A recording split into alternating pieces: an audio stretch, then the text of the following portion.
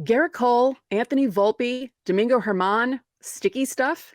Geez, what didn't this series have? You are Locked On Yankees, your daily New York Yankees podcast. Part of the Locked On Podcast Network, your team every day.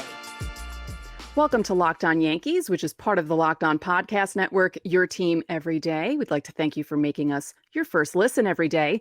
This episode is brought to you by Ultimate Baseball GM. If you've ever dreamed of becoming an MLB GM and managing your own franchise, then this game is for you. Locked On Yankees listeners get a 100% free boost to their franchise. Just use promo code Locked On. Download the app in the App Store. So as you all know, I'm your host, Stacey Gotsoulias. I'm alongside my producer, Steve Granado. Steve, what is going on today? Well, first off, Stacey, we got to thank our viewers on the YouTube side. 2,000 subscribers we just hit. So thank you so much for your support. Very awesome. Very cool. Love it very much. We appreciate the support. And if you're new here for the first time, hit that subscribe button. Might as well. And don't forget, you can ask questions and be a part of our Friday show every single day here on the YouTube side. So if you're on our audio side, come on over to the video world. Video killed the radio star, as we all know. So hop on over here, drop in your questions. We will answer them on every Friday's show. On today's show, it's Minors Monday. Every Monday here on Locked On Yankees, our second segment is dedicated to the minor league system. So we're going to talk about some minor league highlights from the Yankees system. But first, Stacey, we got to talk about this weekend, Sunday's game. We talked about it and said that game was not going to disappoint. And boy, did it not. Pablo Lopez, Gerrit Cole lived up to the billing. Yeah. Both of them. I mean, Lopez pitched a perfectly acceptable game for the Twins, but Gerrit Cole was on a whole other level, and I couldn't believe how relaxed he looked, how his certain pitches were just moving in a certain way, and his fastball was crisp, and he looked amazing. I was in awe of him all day. Yeah, fifth complete game in his Yankees tenure, his seventh of his career, his first complete game since 2021. Yeah. Nine innings, 2 hits, a walk, and 10 strikeouts. Mm-hmm. And some funny moments. Like, I can't get over how relaxed he looks this year. Like, I don't know. Something happened. Do you know what this feels like to me? This feels like, it's not exactly the same, but it feels like 2007 when A-Rod just suddenly became really relaxed, didn't care about certain things, and he just bashed the hell out of the ball. And it feels the same with Gerrit Cole. He just seems so relaxed, and things seem easy for him right now. And I love this. I hope this sticks around for the entire season because it's a lot of fun to watch him right now. So I noticed the fastball was a little different on Sunday than it had been over his previous, 3 outings, right? 3 outings. Mm-hmm. The first 3 outings, I noticed his fastball playing up in the zone had really late zip to it. Yeah. If that makes any sense for our audio listeners, try to explain it too. The zip has been like, it kind of has a lot of ride at the end. It kind of like, if that makes any sense. It really has that late action, I guess, is probably another good word you can use there. Many buzzwords here. Mm-hmm. But what I noticed on Sunday is it kind of floated a little differently. It didn't necessarily have that zip. It kind of had that like whoosh kind of, you know what I mean? Like a kind of like a crescendo almost, as opposed to like a hard, quick finish. Yeah. And I noticed that played differently than it had through his first 3 outings. Got the same type of results. Sure. Just something that I definitely noticed, and his breaking stuff too. Just kind of seemed. It's again, floaty kind of feels like a weird word because when we say float, it seems like it's gonna like sit and hang, like but a knuckle ball almost. Yeah. Or just like a hanging breaking ball. Like when we say floating, it's like, oh, he floated it. Like it has a negative connotation. But in this case, it didn't. I don't know. It just didn't have that same zip, but in a good way for whatever reason. Like it was just different on Sunday. And again, all the results came out the same way. But that breaking ball had a lot of vertical break, I noticed. And I don't know. It just had a different life to it. I don't know what it was. I think those are just some of those days. It moves differently. And if it still works, it still works. Now, did you see, I believe it was the first inning, Buxton's first at bat, the strike 3, Yes. it looked like he swung after the ball hit the glove. He just looked Yeah. completely fooled on that pitch. Yeah. And And I I think thought to myself, that I mean, this is my conjecture, right? Like I don't know what's I don't know what's going on.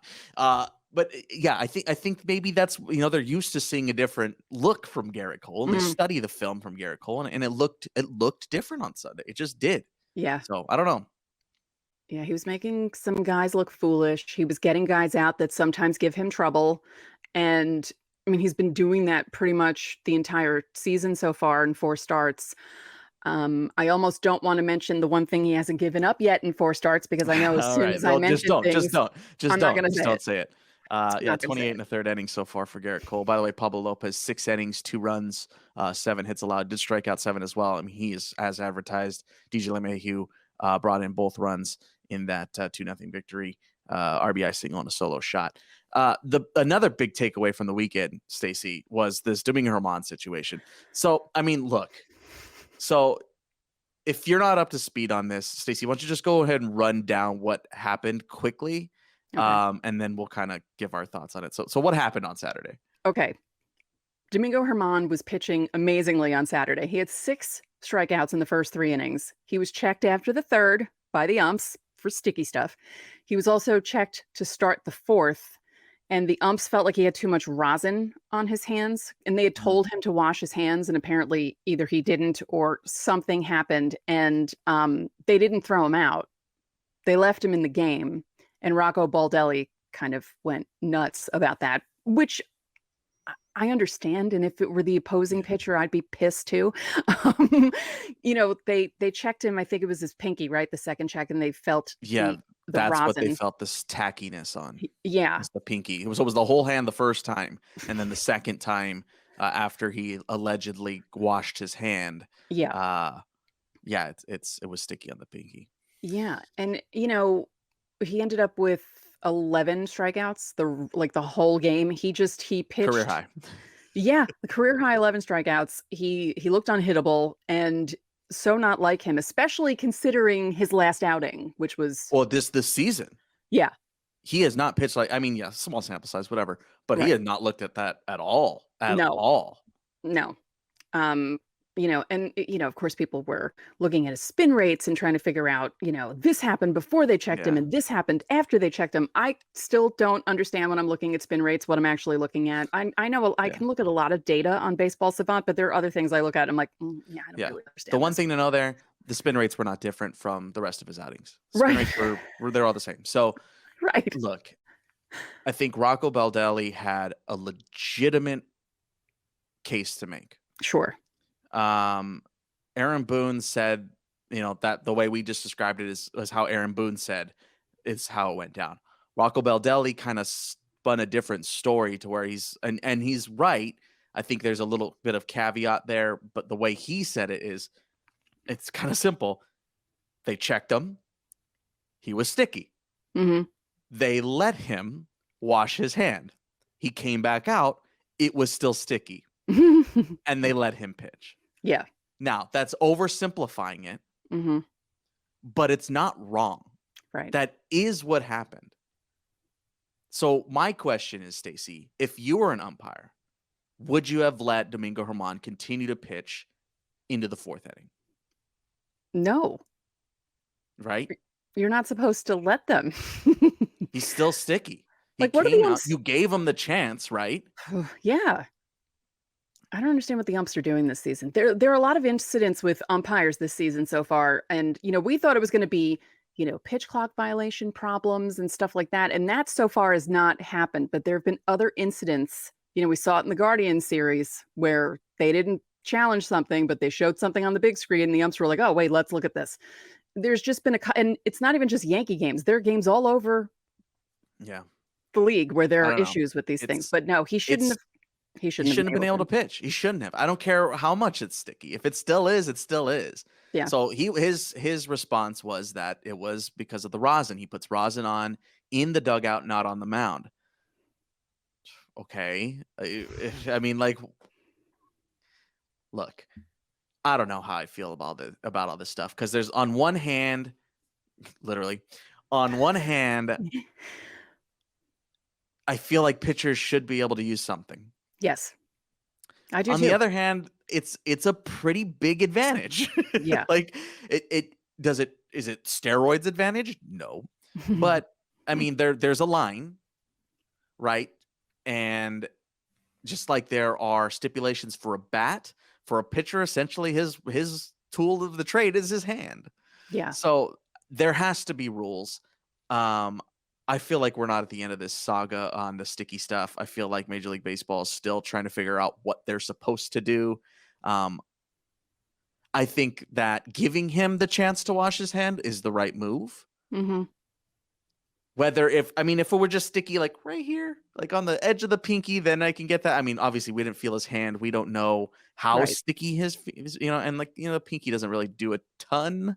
So I don't know. Let us know how you feel about this. I know you're going to feel about this. So let us know in the comment section here on YouTube. Quickly, Stacey, Anthony Volpe, first home run on Friday, leadoff solo shot. That must have felt good. Yeah. I was happy for him. He finally got that off his back because that always needed that one. Starting to heat up a little bit. Yeah. I mean, hey, starting to heat up a little bit. One hit a game works for me. And, stolen bases, awesome. I just wish the guys behind him would do something when he steals bases, but we'll get to that. Yeah. And it's not that he's just stealing. He's smart. He's a base stealer. Like he is a base stealer. He's not just stealing bases, if that makes any sense. Leadoff solo shot, 95 up in the zone, little in on the hands, able to pull it in, four-seamer, 99.8 exit velocity, nearly 400 feet. So a nice little swing there. Yeah. And then lastly, here in this first segment, before we get to Miners Monday, Stanton down, Peraza up on Sunday's game. He got hurt on Saturday, pulling into second base. First injury of the year for Giancarlo Stanton. Get knocked that off the tally sheet. Left hamstring strain. He's swinging well to start the year. I don't think I wouldn't say they're not going to miss him, but they have guys to fill the void right now. Bader's close. Donaldson will be coming back this week, likely. So Peraza is probably going to go back down. And also, just quickly, Greg Weissert also got called up this weekend too. So congrats to Greg Weissert. And his mustache. That mustache. We knew he would be back this season, and early we figured that was going to be the case this year. Yeah. Another right-hander. Just keep piling them up. Anyway, that's a jam-packed weekend. Like we are. There's so many other little facets of this weekend that we didn't even get into, but we got to move on. We do need to take a break. When we come back, Minor League Monday, we're going to check in on the Yankee system. What happened this past week? Which prospects should you be watching out for? So stick around.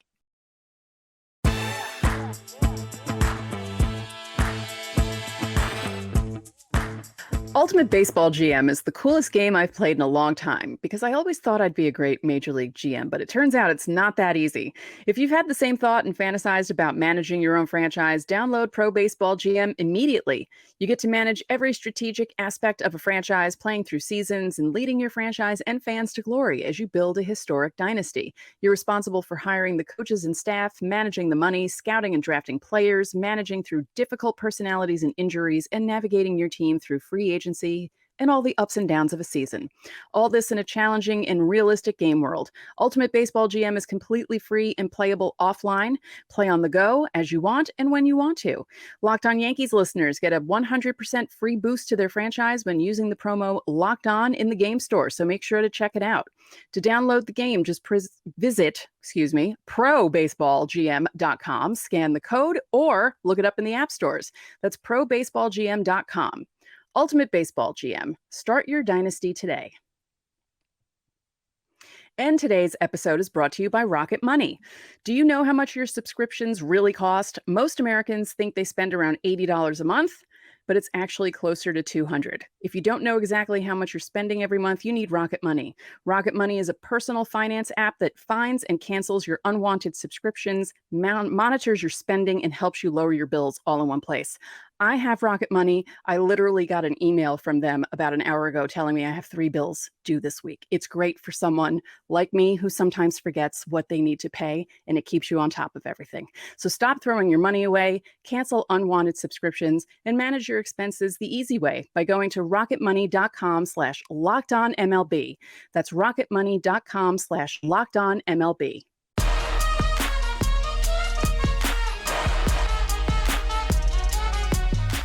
Hey, back here on Locked On Yankees, time for Minors Monday. We want to thank you for making Locked On Yankees your first listen every day. To everydayers out there, tomorrow we're going to have a very interesting conversation between Stacey and I. What would a Shohei Ohtani Yankees trade package look like? Yes, we're going to dive into the unforbidden topic, or the forbidden topic, of course, with the Angels in town here after an off day on Monday. So we're going to talk about that tomorrow. So make sure to hit that subscribe button. Of course, we'll have a preview of the series as well. As promised, Minors Monday here today. We're taking a look around the Yankee system. Over the last week, we'll start in AAA. What happened with the Rail Riders this week, and who should you be looking out for? Man, Andres Chapparo had a monster week. A monster week. He started the season 0 for 27. Then he is now 11 for his last 28. He had a couple of multi-homer games this week. You got to remember too, Andres Chapparo, unranked prospect, he started making some pretty big headway this spring. I know a lot of Yankee fans and maybe some of those that don't watch closely for prospects or really only know the Volpes, the Perazas of the world. Andres Chapparo is starting to make some pretty decent noise in the Yankees organization. It's the first year AAA. Also had an 18 pitch at bat that ended up in a walk. He fouled off something like 10 straight. Just missed a home run in one of them. So he's locked in right now.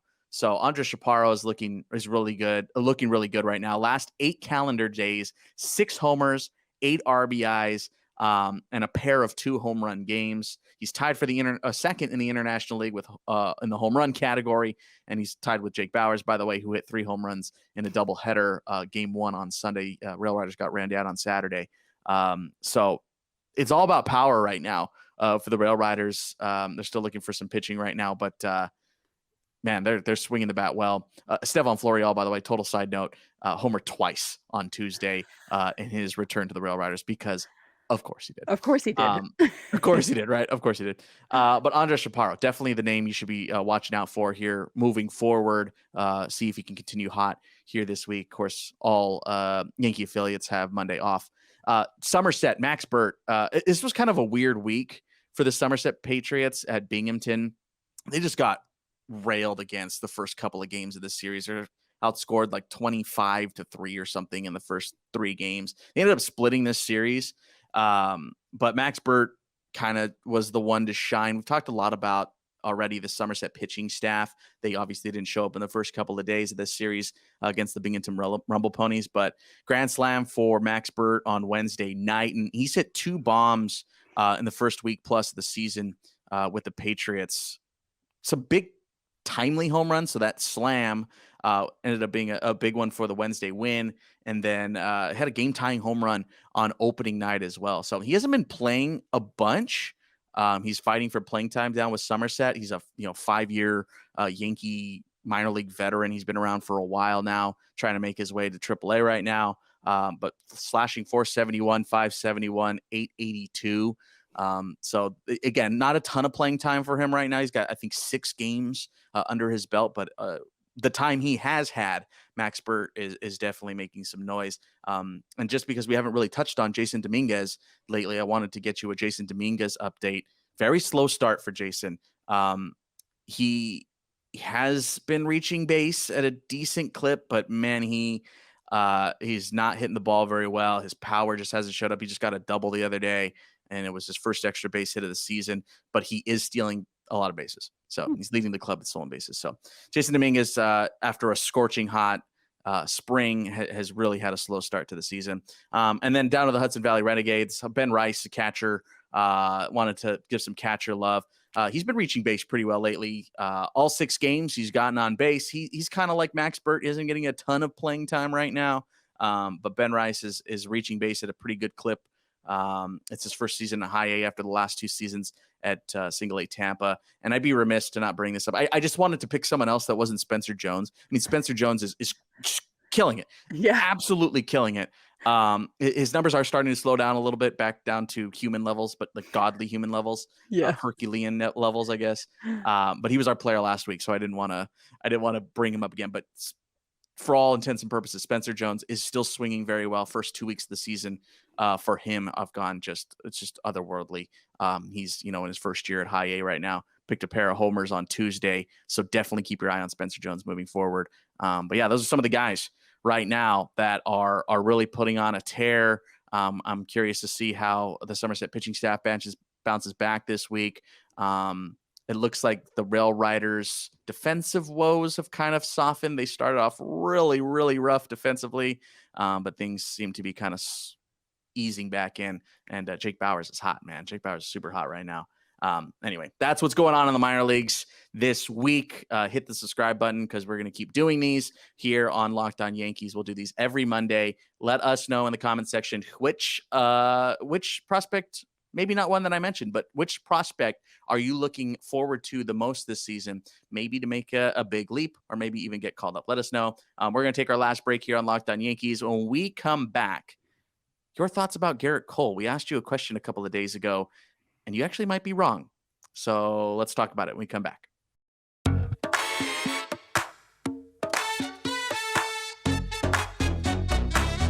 So Rare is a revolutionary fantasy baseball game and marketplace, transforming fans into owners with officially licensed digital cards featuring players from across all 30 major league teams. Unlike other fantasy baseball platforms, So Rare managers truly own their fantasy experience, collecting, buying, selling, and competing with player cards against global opponents to win epic rewards. Win or lose, you still own your cards and there's no cost to play. MLB game weeks happen twice weekly and they span a 3 to 4 day cycle. At the end of each week, So Rare Major League Baseball managers who rank at or near the top of their leaderboards will win a variety of rewards. You can win cards, tickets, merchandise, signed jerseys, and VIP experiences. Prizes may vary depending on the competition. So head to sorare.com/lockedon, that's spelled SORARE.com, to draft your team of free player cards, set your lineup, and start competing today to win epic rewards. Again, that's sorare.com/lockedon to start playing today.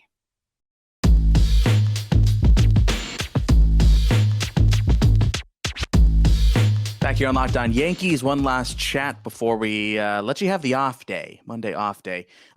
We asked you a couple of days ago here on our Locked On Yankees YouTube channel. Again, hit that subscribe button to be a part of these polls.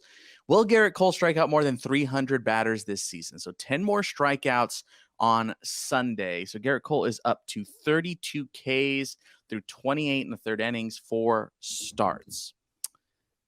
66% of our respondents said yes, Stacey. Do you think Gerrit Cole will strike out 300 batters this season? No, that's a lot. That's a lot of strikeouts.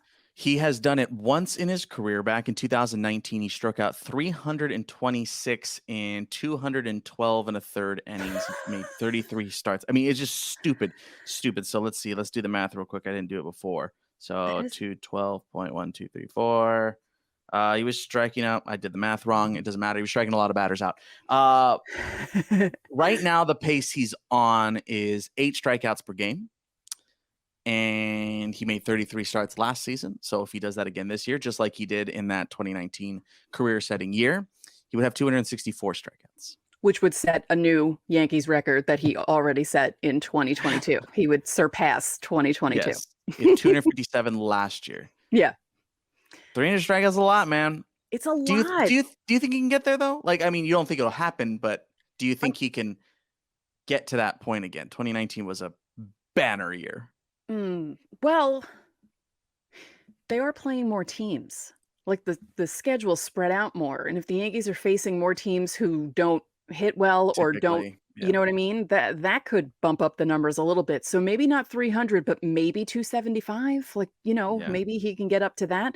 But I can't believe that he had that many strikeouts in 2019 when the ball was juiced. Yeah. Like, was it helping? Yeah. Was that helping him? Because, I mean, guys were hitting the balls at amazing clips. So it's kind of unbelievable that he had that many strikeouts in that particular year. Yeah, if he ends up making 33 starts again this season, he would need to average 9.1 strikeouts to get to 300. Yeah, So I just feel like there might be some games where he'll have 14, 15 if he's facing a team that's not good. And then he'll have a couple of games like the Guardians where they don't swing as much and he only has like 3 or 4. Yeah. Mm-hmm.